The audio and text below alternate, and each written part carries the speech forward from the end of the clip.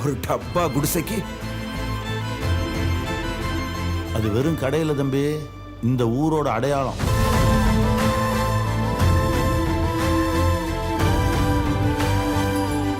அந்த இட்லி கடை எங்க ஊருக்கே பெரிய சென்டிமெண்ட் சார். அவனை முழுசா அழிக்காம நான் இங்க வர மாட்டான். வேண்டாயா, எட்டனா பேர் அது அவங்க அப்புறம் கிடைக்காது. அவன் சாகிறதுக்கு ரெடியா இருக்கா.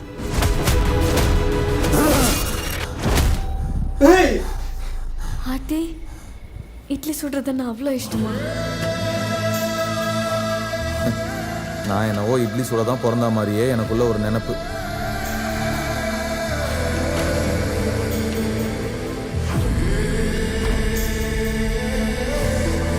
அதுக்கப்புறம் அந்த கடைசியில் வந்து அந்த அருவாளை தூக்கிட்டு ஒரு செகண்ட் நிப்பாரு பாருங்க, பல்ல கடிச்சிட்டு.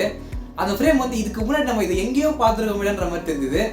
அசுரன்ல வரும் பாருங்க, அசுரன்ல அந்த போஸ்ட் இன்டர்வல் சீன்ல வந்து தனுஷர் வந்து வெட்ட போவாரு, அப்படியே கோமா அந்த கத்தி அப்படி தூக்கிட்டு ஒரு செகண்ட் நின்றுவாரு. எக்ஸாக்ட் அதே ஃப்ரேம் ரீக்ரியேட் பண்ணியிருக்காருங்க.